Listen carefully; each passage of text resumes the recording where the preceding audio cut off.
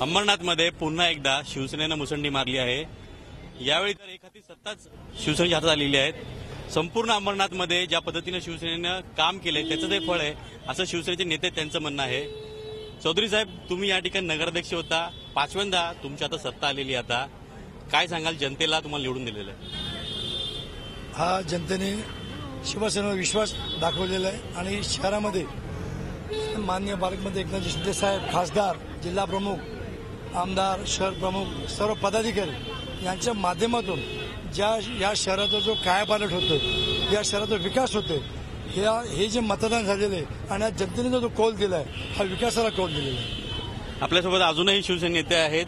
ज्या पद्धतीनं शिवसेनेनं ग्राउंड मॅनेजमेंट केलेली आहे, शिवसेनेचा प्लस पॉईंट असतो नेहमी तो ग्राउंड मॅनेजमेंटचा, या ठिकाणी तीच तुमची ग्राउंड मॅनेजमेंट सक्सेस झाली आहे। एकनाथ शिंदे साहेब आमचे संपर्क प्रमुख आणि जिल्ह्याचे पालकमंत्री यांनी पूर्ण व्यूहरचना या अंबरनाथ शहरामध्ये केली होती। खरं तर मी सांगेन की त्यांनी भाजपाला पण सांगितलं होतं की युतीमध्ये आपण लढूया, परंतु त्यांनी दुराग्रहाने युती तोडली।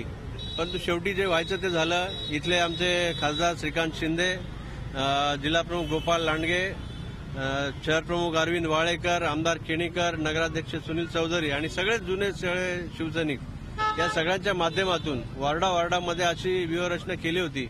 त्यामुळे हा मोठा विजय शिवसेनेला या ठिकाणी प्राप्त झालेला आहे। तुम्हाला बहुमतासाठी काही जागा खूपच कमी पाहिजेत, भाजपची एकच जागा होती, आता 10 आलेल्या आहेत, त्यांना सोबत घ्याल? जो नंतरचा प्रश्न आहे की कोणाला सोबत घ्यायचा आणि कोणाला सोबत नाही, आज भरपूर तो नंतरचा भाग आहे आणि पक्षश्रेष्ठींचा भाग आहे की भाजपला सोबत घ्यायचं की नाही।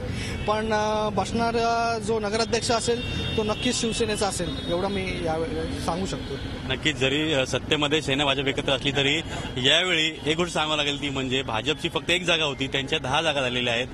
त्यामुळे आता बदलापूरमध्ये सेना भाजपला बरोबर घेऊन चालते का हे पाहावं लागेल। Video journalist Prakash Ajit Mandhare, Zee media, Ambarnath. Zee 24 तास रहा एक पाऊल पुढे।